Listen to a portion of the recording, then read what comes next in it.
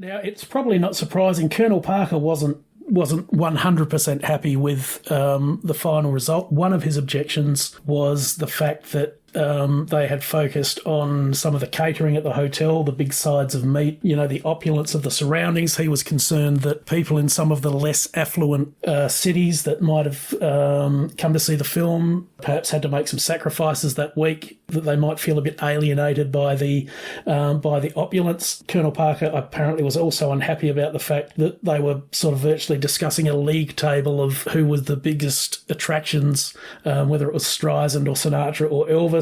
Parker always thought, everybody, there's room for everybody. Everybody can just basically work in their own universe, and it's not a competition. The issue of the fact that he's concerned about alienating some of the less affluent fans, I think that's something that appeals to me. And I know his faults have been well documented, and we know that he was far from perfect, but there are a few little things about the old Colonel that I think are to be admired. Yeah, that's very Colonel, him having that issue.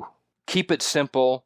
Elvis is a simple, humble guy. Keep it simple. And I understand him bringing that up, but it's almost pointless too, because Las Vegas is about opulence anyways. And Joe Blow, who lives out in the sticks, what is he when he's sitting there thinking in his bedroom watching Carson late at night? He's thinking Vegas. He's thinking that's the pinnacle. And then he goes to his local movie house and sees Presley there in Vegas, and he sees the opulence. I mean, it just would have drove tourism. I think it's a confirmation. See, I was right. Vegas. Look at that. I got to get there. I got to go there because look at that hunk of meat.